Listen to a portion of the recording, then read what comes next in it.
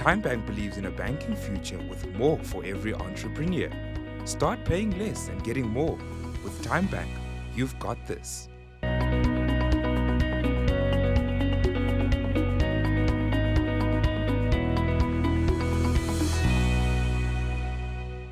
The ongoing power cuts experienced in South Africa today is crippling small businesses at an unprecedented rate, forcing them to seek alternative energy solutions to keep their doors open.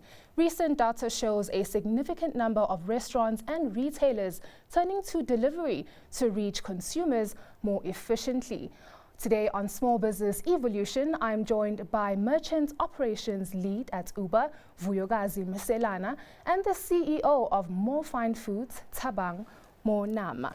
Vuyokazi, let's just start off with you. Since Uber entered the market, it created a lot of noise, just offering convenience and efficiency to its clientele. Now it's expanded its service offering by including initiatives and platforms to support small business owners such as Uber for Business. Can you just talk to us what is that about initially and how is it uplifting SMEs in South Africa? Yeah, thanks for having us, Nontovego. So Uber Eats really does, thrive in helping small businesses really just try to achieve as much as they can. So what we have done is Uber Eats has partnered up with an institution called the African Management Institution, which basically runs currently a program around how small businesses can actually grow their operations. It's called the Grow Your Business Bootcamp, which actually initially started around February and March, where we had 2-week programs for our small to medium-sized enterprises. And now we'll be going into our Grow Your Business Bootcamp, which will run for a period of around 4 weeks or so, with 5 various learning labs.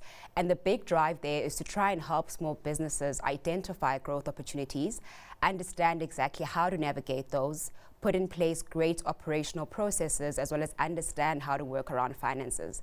In all the work that we have done, being on the ground with some of our merchants and doing our trade visits, we realize that most of these small businesses are really great at what they do, but they struggle with the administrative part of it.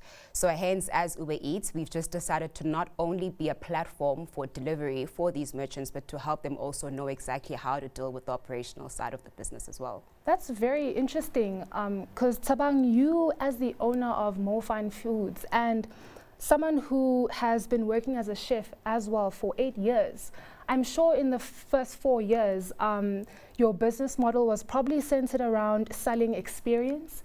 And now here you are investing in e-commerce platforms such as Uber Eats.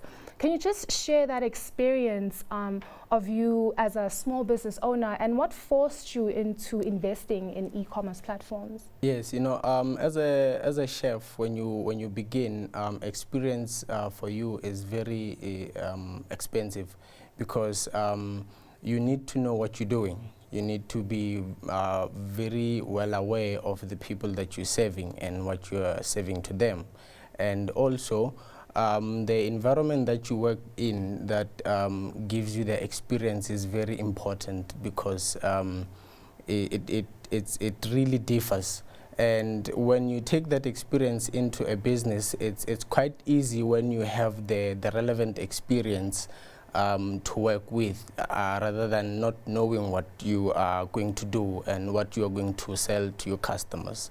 As a small business, we want to grow and we want to constantly reach customers where they are at the comfort of their home. So e-commerce is one of the platforms that enables us to do that.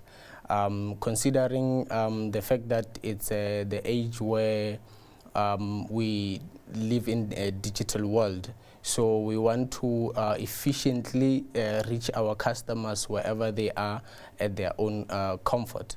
So joining Uber Eats was one of the best decision we made because it's a platform that actually caters for that. Yes.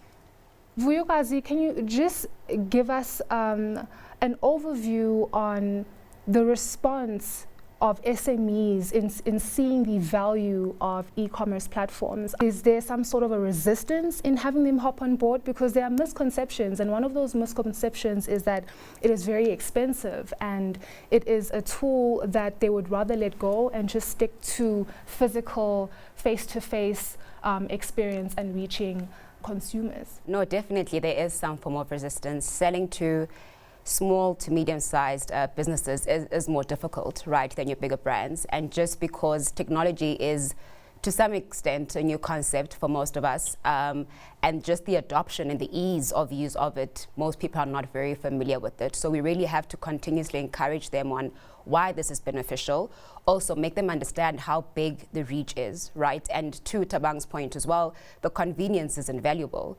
And once they actually start seeing, different cases that we present to them around how other people have been successful on the platform, then the sale gets much more easier. What is the percentage that Uber Eats takes from businesses or small business owners when they join the digital platform? Yeah, so non-tobacco, that varies, right? It varies in accordance to various agreements that we have in place, but we obviously try to make sure that our merchants still get a lot of opportunities on the platform and that they still continue to grow and make a profit at the end, because their success on the platform is just as important as us having them on the platform ourselves. And Tabang, can you just share some of the response from the markets and from your clientele as well in seeing you more active online and being able to place those orders and get the deliveries? How has the response been for you and your business? The response has been very fruitful. Considering the fact that when we started, we were not really in any online platform like Uber Eats. So we would usually get customers asking us if we deliver, and the response to that would be no. So we couldn't afford our own delivery service, which is a bit expensive for a small business. So joining Uber Eats was the best decision to actually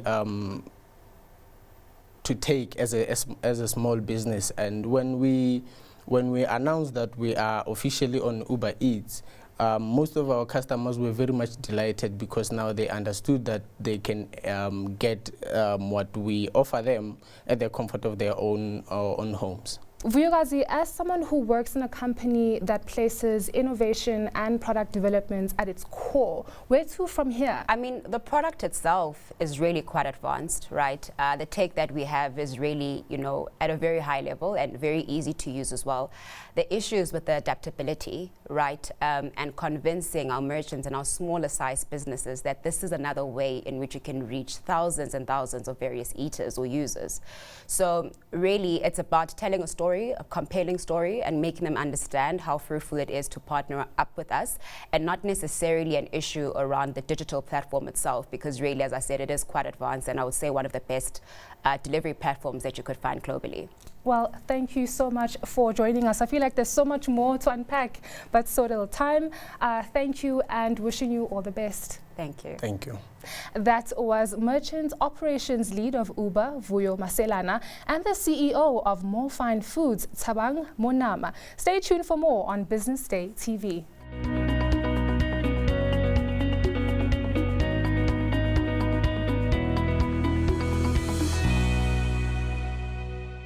TimeBank believes in a banking future with more for every entrepreneur. Start paying less and getting more. With TimeBank, you've got this.